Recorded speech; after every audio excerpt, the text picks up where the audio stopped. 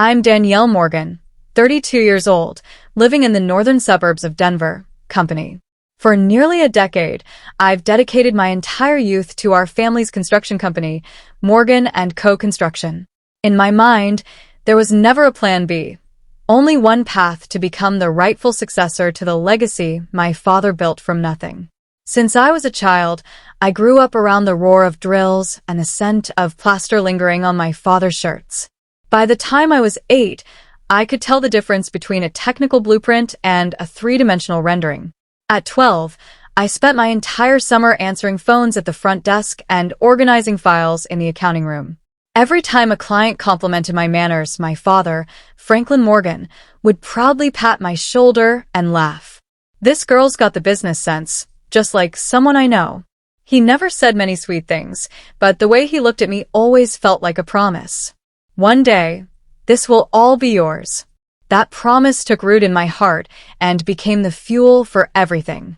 While my friends dreamed of becoming pilots or fashion designers, I had one dream: to turn Morgan & Co. into the leading civil construction firm in Colorado. I turned down 3 job offers from top infrastructure design firms in Seattle, Houston, and Atlanta. Graduating with honors in construction management, I came back to Denver and walked into my father's office on the Monday right after commencement. No career honeymoon, no time to breathe. I dove head first into the rhythm of the company, like I was born to sit in that project coordinator's chair. I was the one turning on the office lights every snowy winter morning and the last to leave during every contract push. During peak seasons, I slept on the office couch, used a notebook as a pillow. I remembered every major client's name, their anniversaries, their pets, even their preferred kitchen flooring. I was the one who revamped our entire record system, moved our data from paper to digital platforms. I recommended project tracking software that cut down execution delays by nearly 40%. Revenue nearly doubled in 4 years thanks to those changes. My name wasn't on the company signage, but nearly everything inside carried my fingerprints. As for my personal life, let's just say it barely existed. The 2 most serious relationships I've ever had ended for the same reason. You love your job more than you love me. Maybe they were right, but I still believe I was doing the right thing. I wasn't working for accolades. I was working for the future of Morgan & Co. and for the belief that one day this company would rightfully be mine. My apartment was only a place to shower and change clothes. Old friends stopped inviting me out because I always said I'm finalizing an estimate. I missed my best friend's wedding because I had to negotiate a contract worth nearly $1 million with a resort developer. But I had no regrets. I believed every sacrifice today was a brick laid toward the position I deserved tomorrow. No one forced me to do it. No one needed to push me to stay in the office until almost midnight or skip Thanksgiving to inspect site progress. I chose that path freely, consciously, because I believed I was the chosen successor, because my father, with his eyes, his words, and years of quiet confidence, had planted that belief in me. I truly thought that if I just kept working hard, one day he would hand me the key to the heart of the company. But I forgot one crucial thing. In my family, trust is never guaranteed. I still remember the day my sister came back. It was a cloudy Tuesday afternoon in April last year. I had just wrapped up a quarterly budget presentation with the finance board when my phone rang. It was Mom. She never called during work hours, so I picked up concerned. "Danielle, your sister's home. Can you come for dinner tonight? The whole family should be together for once." I froze. My sister, Savannah Morgan, 34 years old. The golden child my parents always spoke of with a bittersweet kind of longing. The one who dropped out her senior year to pursue photography in Prague, who'd lived in Lisbon, then Bali, then New York. Never staying in one place more than a year, who missed every Thanksgiving, Christmas, and my birthdays for almost a decade. And now, suddenly, she was back. That evening, I sat across from Savannah at the same kitchen table where Mom had laid out my favorite honey-glazed chicken, though she made sure to say it was for both her daughters. Savannah wore a flowing white linen dress, her hair casually tied in a messy bun, and still carried that effortless confidence, like she'd never stumbled a day in her life. "You're doing great, Danny." She tilted her head with a smile. "Dad talks about you constantly. how you're a brilliant manager. Clients love you. You're the one keeping it all running. I smiled politely. Thanks. Every company needs someone to keep the wheels turning. Sure, she said. But I think the company could use a spark, a little creative magic. Her eyes sparkled, like she was already setting something in motion. I didn't understand what she meant until the following Monday. Ed called me into a side meeting room next to his office. Savannah was already there, smiling with a fresh coffee in hand like she belonged. Danielle, Dad began. I'd like to introduce Savannah's new role. Starting today, she'll be our brand creative director. She'll help reshape our company identity from presentation decks to the website, to how we approach potential clients. The market's evolving, and I believe it's time we do too. I looked at her. Her gaze didn't flinch. Her smile stayed soft, but something in the way she sipped her coffee felt ice cold. I didn't react. I simply nodded and said that's fine. I'll inform the design team to coordinate. But inside, something cracked. For 8 years, I'd carried the operational system on my back, refining workflows, putting out fires, navigating us through a pandemic. I had never once been introduced with such fanfare. I was given tasks and I completed them. No spotlight, no applause. Within a month, Savannah became the darling of every meeting. Every presentation now bore her redesigned logo, more playful font, a more inspiring color palette. Dad, the same man who had once refused to change our domain name because the old one works fine, now praised her publicly. Savannah's brought a fresh breeze to Morgan and Company. He even began calling us the perfect succession duo, a phrase meant to sound diplomatic, but it diluted a role that had once clearly belonged to me. Savannah clocked in at 9:30 every morning and left by 4. She took 90-minute lunch breaks. Occasionally, she posted snapshots of our meeting rooms on Instagram with captions like brainstorming, brilliance, family, business, creative flow.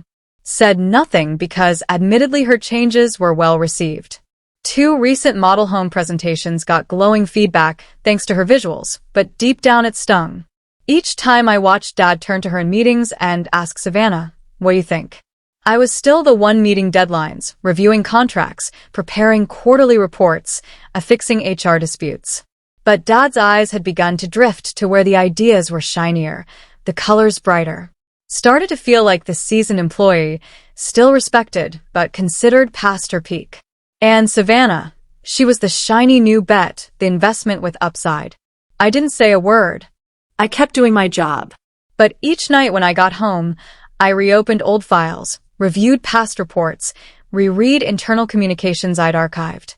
I needed to know, was there something I had missed? I didn't know what I was looking for back then, but somewhere deep inside, a seed of doubt had been planted. Not just doubt in my sister, but in every promise ever spoken inside the house. That bore the Morgan name. I didn't know what made me linger in my father's office that day. Maybe it was intuition. Maybe it was the smell of old paper and the familiar humming of the photocopier outside. Or maybe it was the brief, evasive glance exchanged between my father and my sister that morning when I asked about the Everpine townhouse contract, the project I had managed from the bidding phase. Dad already sent the original to legal for resigning, he said a little quicker than usual.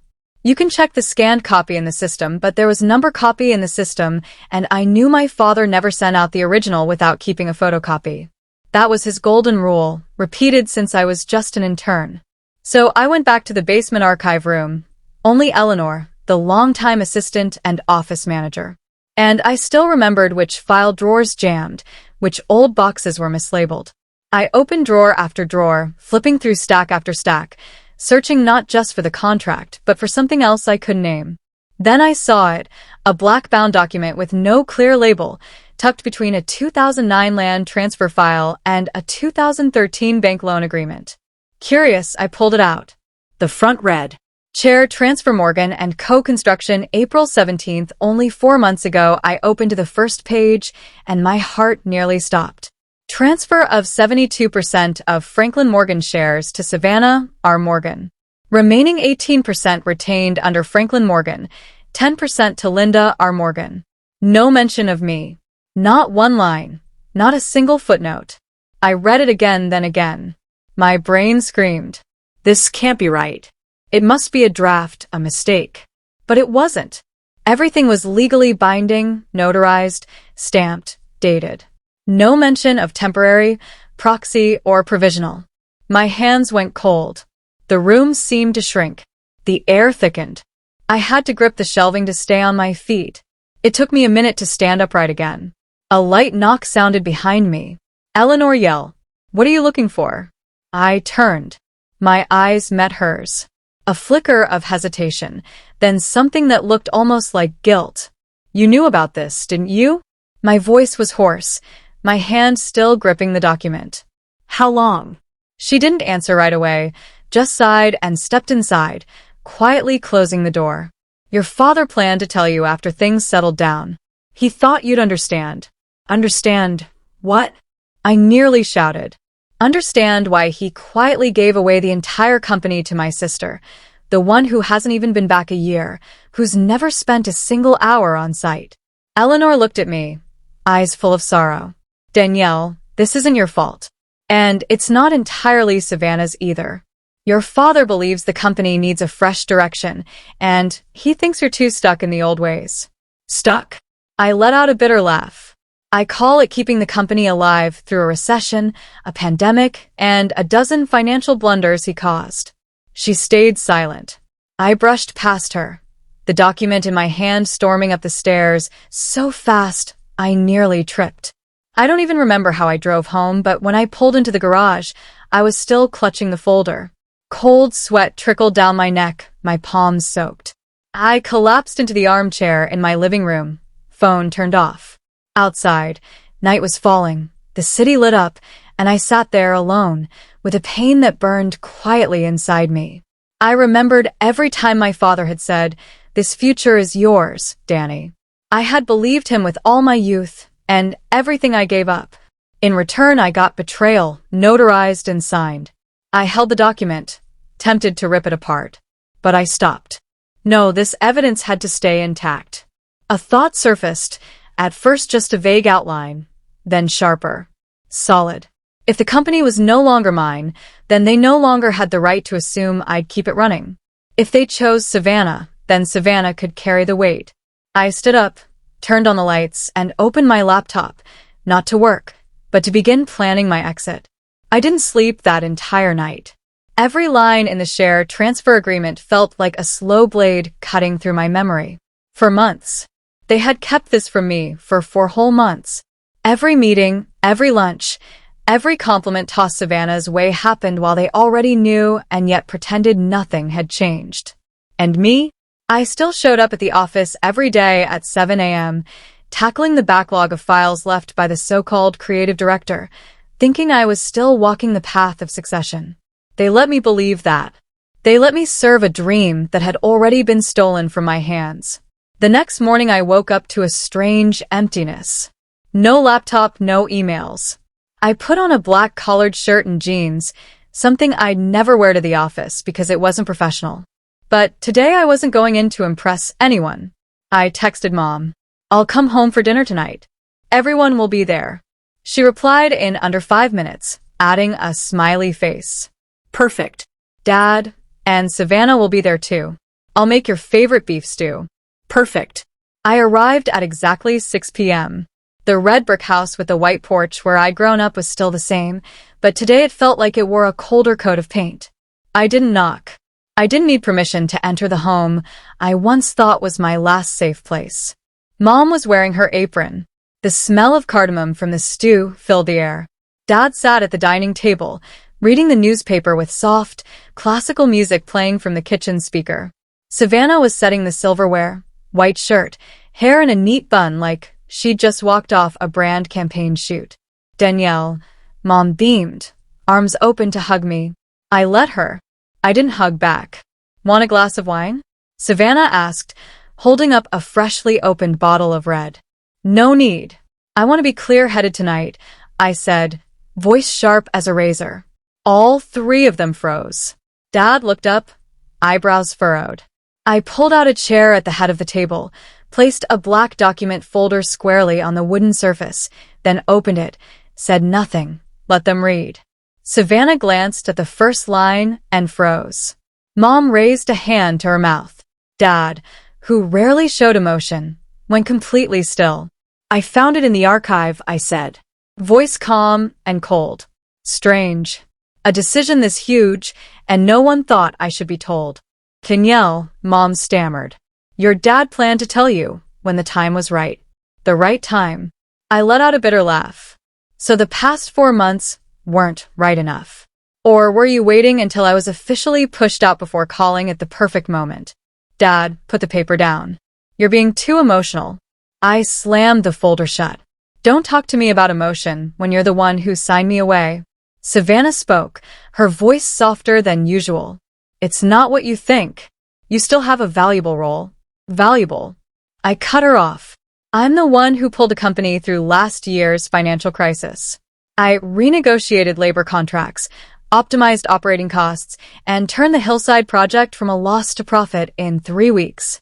But the one-handed executive control is the girl who returned less than a year ago and once called time off forms freedom with conditions. Silence.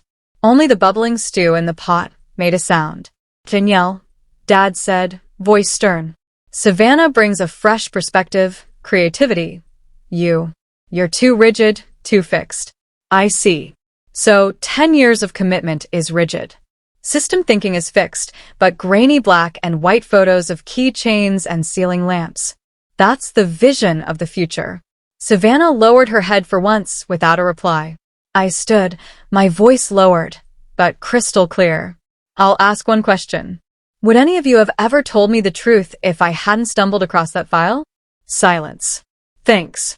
That's all I needed to know. I picked up the folder, locking eyes with each of them. This isn't a threat. It's an announcement. Starting tomorrow, I'm no longer working for Morgan and Company. You can't, Mom gasped. You're the heart of the company. No, I looked straight at my father. I was just a spare gear, and now I'm removing myself from the machine. Then I turned. Walking away from the house where everything once began, I thought I had completely cut ties after that night, but life doesn't work like a movie ending when the character walks out the door. 3 days after I officially submitted my resignation via email, no explanation, no sugarcoating. I got a call from Eleanor. Her voice was low, like she was afraid someone might be listening. Danielle, I think you should come see this. I hesitated. I don't work there anymore. This directly involves you. They're about to present the Everpine project. I frowned. Everpine was the concept I had developed over 2 years, presented to my father back in February. He had called it too risky, unrealistic, and told me to shelve it. But I had never deleted it from the system. I had saved all the drafts, market segmentation strategies, budget details, and a 4-phase rollout plan. That afternoon, I drove to the company like a stranger. I used my old access card. Eleanor hadn't revoked it. She led me to conference room 2, cracked the door just enough for me to see through the mirrored glass. Savannah was standing in front of a large screen, remote in hand, voice full of confidence. The Everpine project focuses on young families in the southern suburbs of Denver, blending sustainable design with flexible community spaces. We plan a 4-phase implementation over 26 months with financial allocation set at 304030. I held my breath. Not only was that my idea, it was an exact replica, word for word, chart by chart, down to the mint green slides I had spent months perfecting. Only one thing was different. The bottom corner of every page read Savannah R. Morgan, Creative Director. I don't remember how I left the company. I just know that when I got home I was shaking so badly, I dropped my keys. I opened my laptop and pulled up the old files. Everything was there, intact, time-stamped originals, my name as creator. There was no doubt my work had been stolen and rebranded under someone else's name. That night I called my father directly. I need to meet with you. Not at home, not at the office. Danielle, if you're calling tomorrow, 6 p.m., Darrow's Cafe on 5th Street. You should come. Otherwise, I'll be sending all of this to Everpine's partners and their legal department. Your choice. At 6:05 the next day, my father walked into the cafe, visibly tense. He had never been summoned like this in his life. I pointed to the chair across from me. No greetings. I open my laptop. The screen split in two. On the left, the original presentation file I had saved 3 months ago. On the right, the version Savannah had used yesterday. What do you want, Danielle? I want to know who gave Savannah permission to copy my work and present it as hers. He said nothing. And another thing, I continued. If you're going to say this was a joint creative effort or a coincidence, I'll print out every internal email from my old account, every draft I sent, every rejection I got, and bring it to the investors' table. He sighed, lips pressed tight. Savannah only expanded on what you left behind. No, she copied everything I leaned in, and you knew it. Danielle, this was a strategic decision. You're great at execution. Savannah's good at presentation. I just wanted to combine both strengths. I scoffed. You stole from me, slapped Savannah's name on it, and called it strategy. If that's how you plan to run Morgan & Co., then prepare for legal action. You won't do that, he said, confident. Won't I? I pulled out a USB drive and placed it on the table. All the evidence is in here. If you want to keep this quiet, you have 2 days. After that, I go public, starting with an email to Everpine's investors, then the construction industry press. He stared at me longer than usual. The eyes that once gave me comfort now looked like hollow symbols of decayed authority. What do you want? He finally asked. Bet it. Remove Savannah's name from that project. And I want an apology in writing. You think that's easy? I stood up. Easy or not? You have 2 days to decide. I'm not the daughter who stays late under fluorescent lights until PM just to be called hardworking anymore.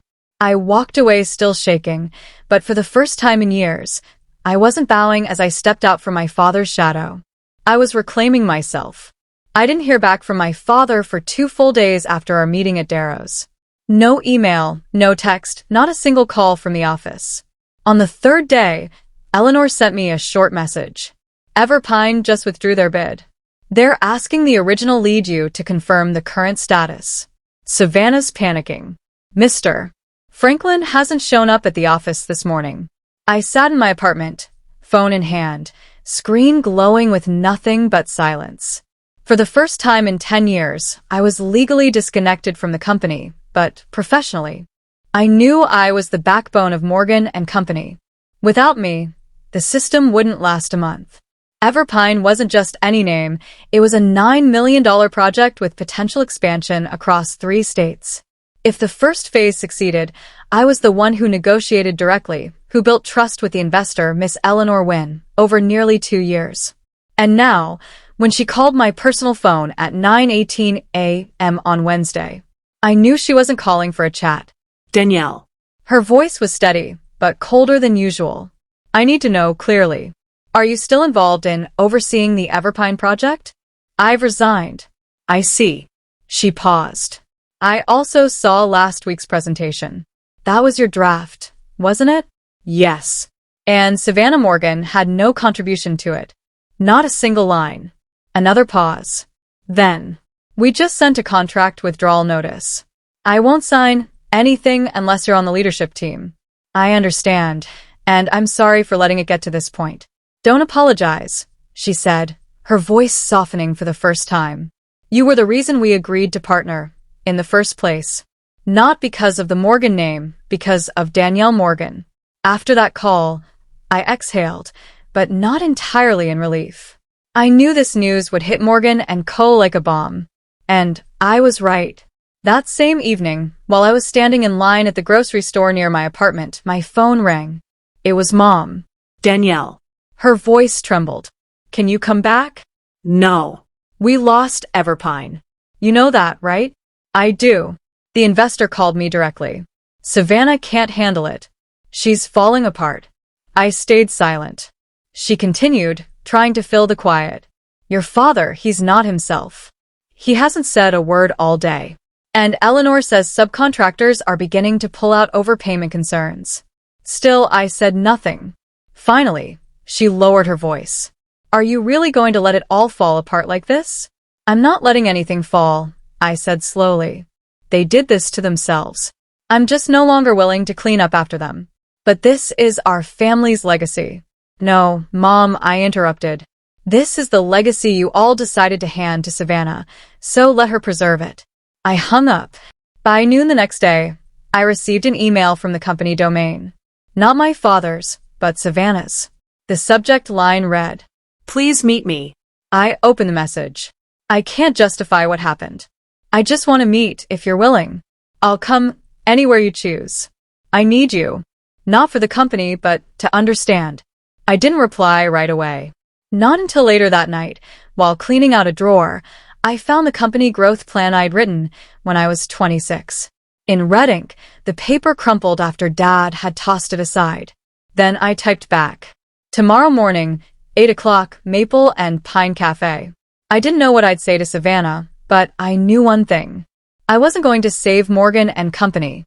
If it wanted to survive, it would have to stand on the feet of the person they'd chosen instead of me. I had let go, and this time I wasn't going back. I arrived at Maple and Pine right at 8 a.m. The Denver air still held a trace of morning mist, and the small bell above the door chimed as I pushed it open. The space smelled of fresh roasted coffee and newly baked waffles. Savannah was already seated at a table by the window, her hands wrapped around an untouched cappuccino. She stood when she saw me, but I gave only a slight nod and took a seat. No need for pleasantries. Thanks for coming, she began. I said nothing, placing my phone on the table, screen side down. You don't have to say anything, Savannah rushed to speak, as if afraid I'd get up and leave. I just wanted to admit I was wrong. And I raised an eyebrow, not hiding my skepticism. The Everpine proposal was a mine. I know that, and I shouldn't have allowed my name to be attached. I followed Dad's instructions, and I was too weak to push back. But now things are falling apart, and I get why. Still silent, I waited for the real reason she'd asked me here. Savannah swallowed hard. Dad's talking about asking you to come back. Oh, really? I tilted my head slightly. Because he thinks old school thinking might save a sinking ship, Savannah blushed. That's not what he meant. I understand perfectly well. I cut her off. And if you really wanted to talk, the invitation should have come from him, not you. She looked down, tracing her finger along the rim of her coffee cup. I stood ready to leave when she stopped me with one sentence that made me pause. Dad said if you agreed to return, he's willing to transfer a portion of his shares. I turned back and slowly sat down again. Did he say how much? Suggested 15% and a deputy executive title. I laughed. I'm not coming back to be a deputy to a failed creative director. If he wants me back, the terms are very clear. I pulled a notebook from my bag and flipped to the page I had already prepared. 40% ownership, I began, eyes fixed on Savannah. A voting seat on the board, executive director title equal or higher than yours, and full control over the Everpine project, if it's still salvageable. 40%, she repeated, like the number came from another planet. I've kept the company running for nearly a decade. Got it through 3 major crises. You've been back 11 months, 7 of which were spent doing long lunches and tweaking PowerPoint colors. Savannah fell silent. I continued. If the family wants me to rescue the legacy they once threw away, then they'll have to pay the price. I'm not doing charity anymore. She nodded slowly, then pulled out her phone. I'll relay this to Dad. 2 hours later, I got a call from an unknown number I picked up. My father's voice came through dry, but controlled. Danielle, we need to talk. There's nothing to talk about without lawyers and a signed agreement, I said firmly. You're pushing this too far. No, Dad, I'm just playing by the rules. A moment of silence. Then he sighed. All right, tomorrow, a.m., Harold's office. We'll talk like people at a negotiation table. I hung up, my hand gripping the phone, not out of fear, but because for the first time I was in control. The next morning I walked into Harold's office in a smoke gray suit, hair neatly tied back, carrying a file prepared down to the last detail. Project contribution reports, revenue growth analysis, letters of endorsement from 3 major clients, all proving one thing. I wasn't an employee. I was the backbone. My father was already seated with Harold, and my mother beside him. Savannah wasn't there. Better that way. Danielle, Harold began. We've reviewed your terms. I didn't blink. Your father has agreed in principle. I nodded. I want a signed agreement today. Otherwise, I have a meeting with West Haven Group at 2 p.m. My father looked at me for the first time since I entered. You're not joking. I never have, I replied. And if you still don't understand that, then there's no point continuing. He reached out his hand. Start over. I looked at the hand. Once familiar, now foreign. Still, I shook it. A handshake between partners, not father and daughter. The deal was signed after 1 hour of negotiation. I received 40% equity taken directly from a share, a voting board seat. Savannah retained 35%. My mother kept the remaining 25%, no longer involved in management. I walked out of Harold's office with the paperwork in hand and my head held high. I didn't reclaim an old position. I had just established a brand new order. 2 weeks after the signing at Harold's law office, I officially returned to Morgan & Co., but not as a silent shadow anymore.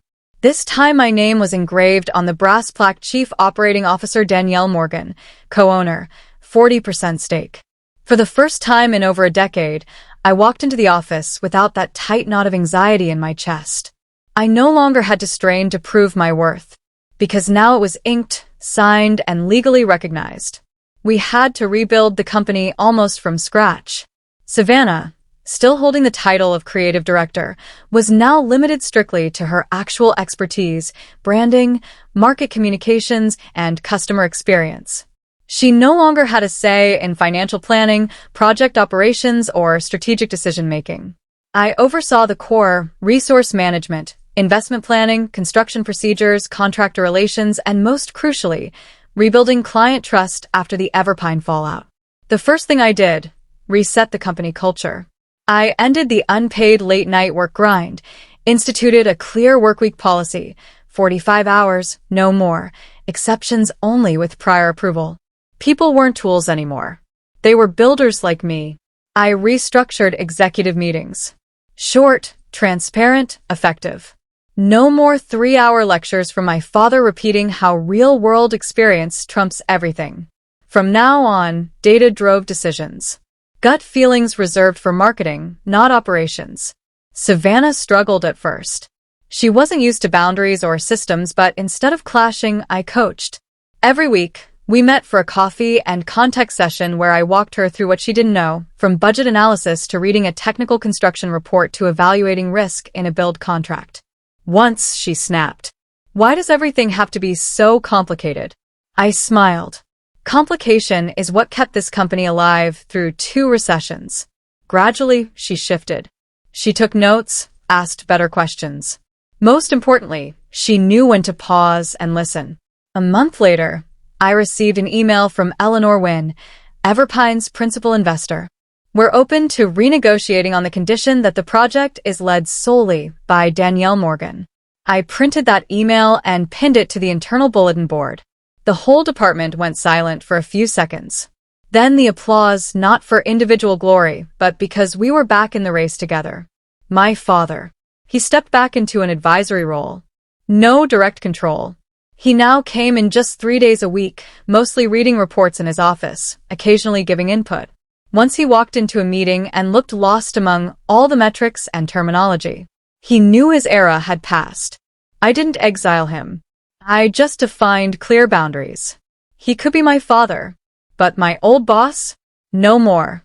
3 months later, Morgan & Co. re-signed Everpine with expanded scope and an added value of nearly $2 million. For former clients returned. 2 new investors pitched partnership offers. I sat in my new office, not my father's, but one I designed myself. Natural lighting, a dark wood desk, a tidy bookshelf, and a corner beanbag where I could read documents without tensing my shoulders. On the wall, I framed the very first sketch I ever made for Everpine, still stained with coffee at the bottom corner.